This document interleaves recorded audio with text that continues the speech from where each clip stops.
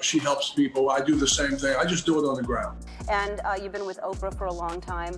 And I think that relationships are difficult. Reason why is because they gathered so much evidence. Well, supposedly they gathered so many videos and laptops and also electronic devices. Friend in your head, Oprah Winfrey. Yeah, best friend forever. Yes, Yeah. her man, Stedman Graham, wrote a book called Identity Leadership. Okay. And in the book, he reveals some of his secrets about the 30-year relationship he's had with Oprah.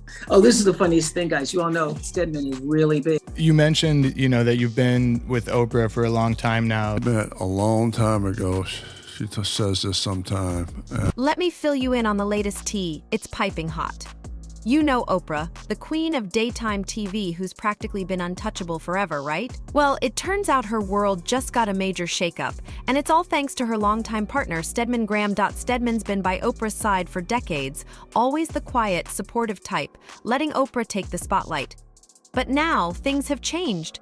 Word on the street is that Stedman finally spoke up about something big, and what he said has Oprah completely rattled. What could Stedman have possibly revealed that would throw Oprah, of all people, off balance? Get ready, because this story is about to blow your mind. Oprah Winfrey. Yeah, best friend forever. Yes, her man, Stedman Graham, wrote a book called Identity Leadership. Okay. And in the book, he reveals some of his secrets about the 30-year relationship he's had with Oprah. All right. And in Hollywood, a 30-year relationship, that's like a kind of lifetime. They're not married. Especially with someone as powerful as Oprah. Yes. So he goes on to say, the thing about our relationship is I want the best for her. So I'm dedicated to her happiness.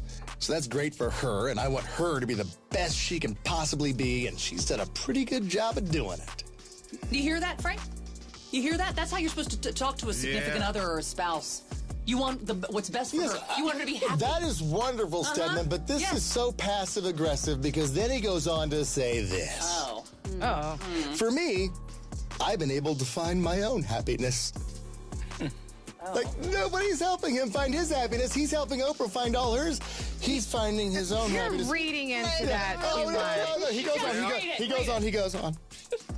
For me, I've been able to find my own happiness and develop my own skills, my own talents, my own abilities, and I'm satisfied with that. So the combination, when you have a good partner that's able to self-actualize their potential and you're able to self-actualize yours, 1 and 1 equals about 6.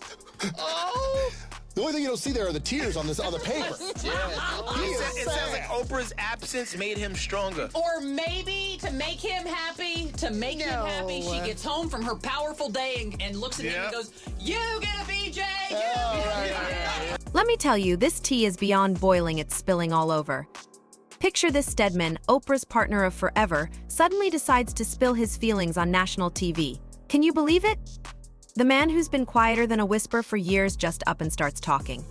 So here's what went down. Stedman showed up on a late-night talk show looking all suave and mysterious. The host starts off with the usual light questions about his life with Oprah, nothing major. But then, the conversation took a turn.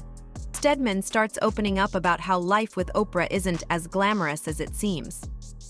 He's just sitting there, cool as can be, telling the whole world that being with Oprah feels like living in a circus. 24/7.he goes on, saying things like, it's not easy being with someone who's always in the spotlight. Sometimes I feel like I'm just a prop in her show. But wait, it gets even juicier. Stedman spills that Oprah is always working, always on her phone, constantly planning the next big thing. He's like, I love her, but sometimes I wonder if she even notices I'm there. Well, it's knowing how it can empower you and your ideas and where you're going and who you want to become, and not be stuck in just thinking that you're all of that. Right. And you're not, because once you stop playing ball, really not that many people care. Right. So you got to make it work for you, and that's what social media should be doing for everybody, is making it work for you, as opposed to, again, the reverse.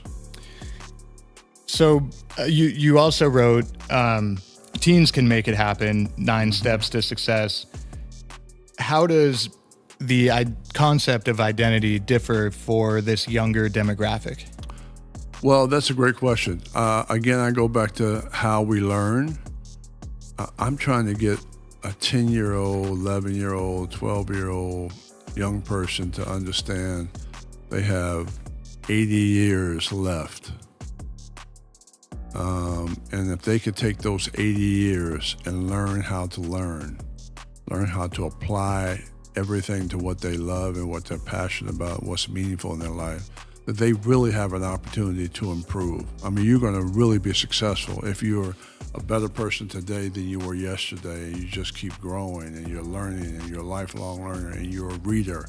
You keep reading all the time and you're focusing on setting goals and you understand the process of success and how it works, and you're focusing on what you love. And you tie that to business, and you tie that to social media, you tie that to all those things that will empower you based on what's possible for you, and you have access to a global marketplace. And everything you learn from now on, you can begin to organize it through a cognitive ability to be able to download content that's relevant to your talents, to your skills, and to your passion. If I can get you to understand that at 10 or 11, man, that's a pretty good process for building and designing your own future.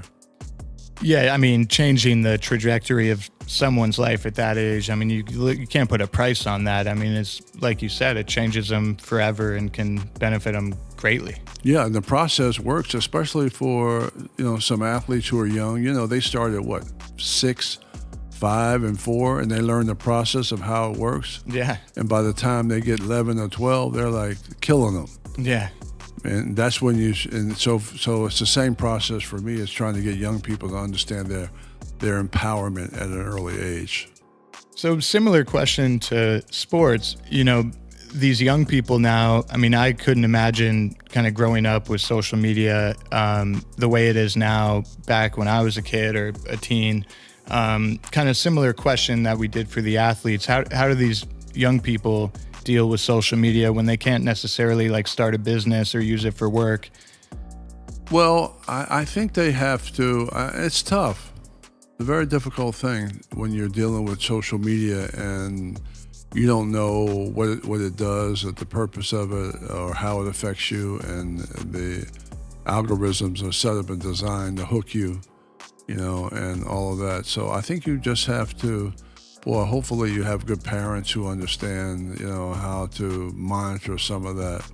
But again, it is a valuable tool because it has so much information. Again, I go back to, not everybody's going to get this, but making sure you understand who you are so you can apply the information to your development and create something that you can control as opposed to it controlling you. And so that's an awareness process, That's raising people's consciousness about that, which we're trying to do in schools. And in students we do. I mean, we have a program in Mississippi that we're working on, and man, those young people they're in STEM programs, and they're smart. And boy, to be able to eliminate all the labels that they have to deal with, I mean, through this process of identity and understanding who you are, it's just really so rewarding to see them, the light bulb go off, and not be defined by their parents and not be defined by their circumstances, which can be very difficult for them sometimes. Yeah, and that kind of answers the second question as well about, how do you educate parents and educators in order to help children, think more about identity first? Well, you have to have curriculum, and so you have to have the books and the content, the materials, and everything else. And then we set it up as a train-the-trainer program. So there is, there are projects in there that you're doing, and yeah. It's the execution of this work that you spend a lot of time on. How do you actually get it into a system that you can deliver to these schools and organizations, anywhere. So another great sports kind of reference right here: move without the ball, put your skills and your magic to work for you. The title itself, Move Without the Ball, it signifies being proactive when, the spotlight isn't necessarily on you. Can you share a personal anecdote where you felt you were without the ball and in life, and how you positioned yourself strategically in order to get out of it? Well, I think when you stop playing you know, you're first of all, as a ball player, you're used to people cheering you all the time, and you're spoiled and all of that. And so, man, move without the ball for me is it's going into the service, man, and having to clean latrines and, you know, with a toothbrush and all of that, and really getting down and dirty around what life is could be, you know, and what life was at that particular time. So that was move without the ball for me. Move without the ball for me was learning business. Move without the ball for me was traveling around, seeing the world. And then the beautiful thing about move without the ball is that you know how to move with the ball, but you also know how to move without the ball. And that really has been my life, is learning how to move without the ball. And that without people, you know, clapping and yelling for you because you're making some baskets, but to be able to be good on the court, but also off the court, you're just as good. So that's my hope and dream. I think that's where Kobe was going, you know, He's trying to be just as good off the court as he was on the court in different fields because he wasn't playing anymore before his unfortunate mishap. So I think that's the key for athletes, because the athletes have it. You know, they have the ability to be able to do that. They can process, they're smart, all that. I don't know if they have the information a lot of times, but certainly they have the wherewithal to make it happen. And then what's kind of one of the most important ways athletes can maintain a sense of self and maintain a strong identity, you know, while society might only view them through one lens? Being able to take control of their own development, I would say be a reader, be a learner, try to focus on what you're going to do, not while you're playing, but what you're going to do after you stop playing. Have some game plan. So you not just have a game plan for being on the court, being on the field, but have some game plan for when it all ends, you know, which is really the key. So you can leverage, there's a word called leverage. You're leveraging the opportunities that you have while you're playing. You know, so to me, that's very important and critical. And then, honey, Stedman drops the ultimate bombshell. He looks straight into the camera and says, "Oprah and I haven't shared a bedroom in years. Can you even imagine?" The whole studio went silent. You could hear a pin drop. Now everyone's buzzing, wondering why Stedman decided to air their private life like this. Is he tired of being in Oprah's shadow? Is he finally stepping up for a bit of his own spotlight? Or maybe he's just ready to stop keeping secrets and live his truth. Rumor has it that Stedman might have a book coming out, and some folks think this is just a publicity move. Others say he and Oprah could be going through a rough patch, and this is his way of sending a message, whatever his reasons. One thing's clear: Stedman isn't holding back anymore. He's telling the world that being Oprah's man isn't all private jets and lavish parties. It has its struggles too. It's like he's finally stepping out of Oprah's shadow and claiming his own space, and social media can't get enough of it. Who would have thought that the quiet Stedman would suddenly be the one shaking up Hollywood? People are eating it up, and Stedman's become an overnight sensation. So there you have it. Stedman just opened Pandora's box, and now the whole world's watching. I don't know about you, but I'm on the edge of my seat, waiting to see how Oprah's going to respond to all this tea being spilled. Okay, for my success, I have to have process and structure.